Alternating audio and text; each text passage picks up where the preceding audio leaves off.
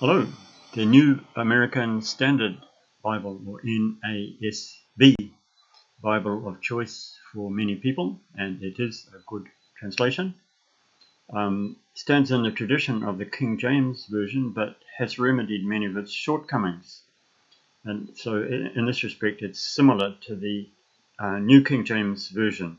So I refer you to my videos on the King James Version and New King James Version. But here are some things in particular that they do well, better than both those versions: sense paragraphs, better manuscripts. I won't go into that too much right now. You can read that. Here's one: sexist language. Instead of men, they have others or people. In my opinion, the NASB has done well here, acknowledging that men is no longer suitable in normal English for referring to people in general, and they've replaced it unobtrusively. Here's where they, in Matthew 8:13, they use the word moment. Many literalistic versions stick with the word hour, but the correct word for that context in modern English is moment. Italicized words, and I object to the whole process. It has its roots in the false idea that translation should be done word for word rather than sense for sense. Here's something they do like the New King James Version, but unlike the King James Version, capitalizing pronouns.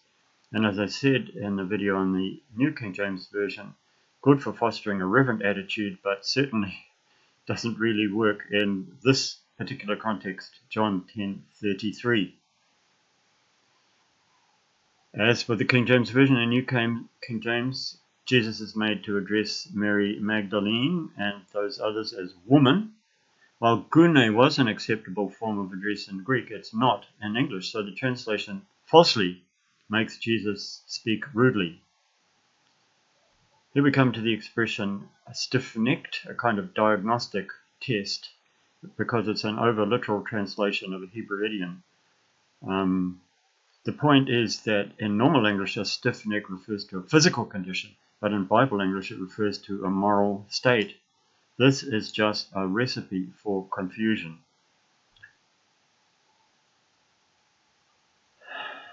Often people mistake familiarity with understanding. People think that they understand what it means, but they're just familiar with it. And here's the point: the NASB is inconsistent. Unlike the other versions I've looked at, sometimes translates it literally and sometimes meaningfully. So that's a detail there that you can read. Here's a couple of verses where it veers right on the literalistic side. With the NKJV,